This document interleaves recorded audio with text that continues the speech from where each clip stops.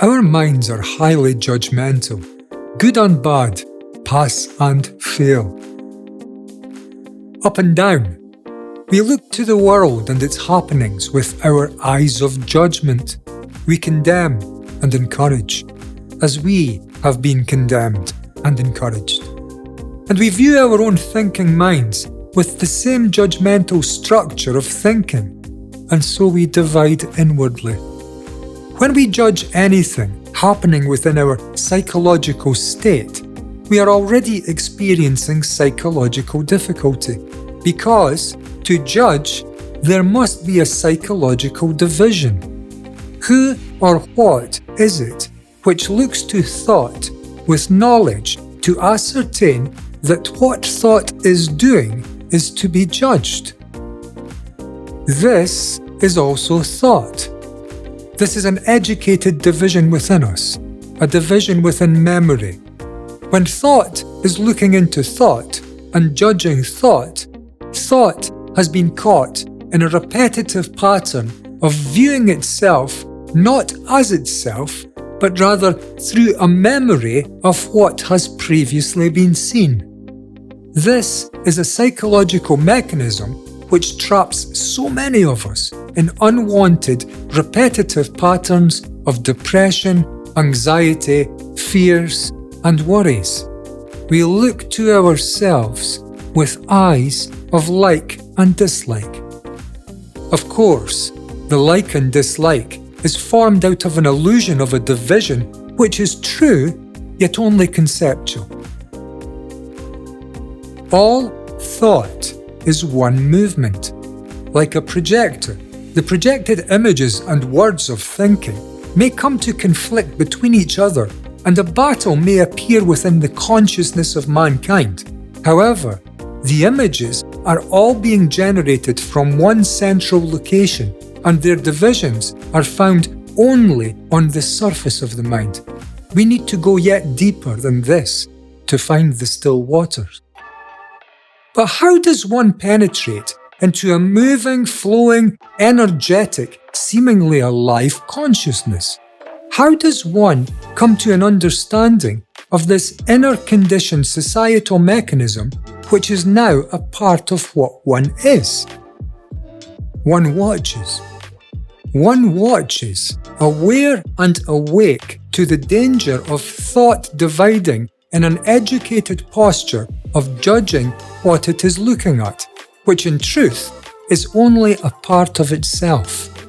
When thinking gets into a bind of judging its own psychological operations, it has entered a conflict within its own movements it can be extremely difficult to extricate itself from. Because we now have a part of the thinking process seeking to gain freedom by escaping from another part of the same psychological process of the very same mind, which is obviously an impossibility.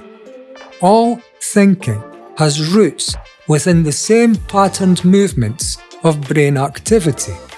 When this is seen, not accepted, not thought about, not analysed, not discussed with anyone, not read about, but seen through a constant, passionate, interested observation and awareness of the dangers that this patterned form of existence brings to my daily relationships, then conflict within me may come to an end. As long as a brain is functioning in a pattern of being an observer to its own movements, and so being in position of potential conflict against its own inner movements, for wherever we find divisions in life, we find a potential for conflict, then the mind can never be in a position to free itself from the conflicts of this inner, artificial, societally educated division. Looking into ourselves, into our every movement of thinking, choicelessly, as it is happening, real time, moment by moment. Being aware of the source of thinking has potential to lead to an accurate seeing of the structures of our conflicted mind. Seeing is the precursory situation needed to act. Seeing is action. Thinking is postponement of action. When I see a danger to my life of how my mind has been educated to live within a deeply divisive structure, when I have witnessed the inner and outer sufferings such an artificial approach to life must inevitably lead me into, when I have viewed the entire map of every inner movement of thought and the relationship between the many oppositional energies I find there in my educated psychological state, I may at last rest.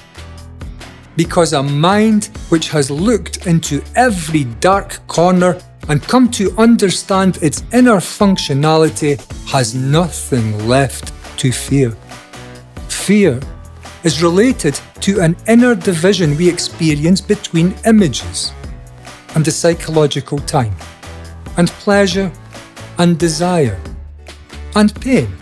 All this is to be seen and understood within, not read about, not listened to, and certainly never led into.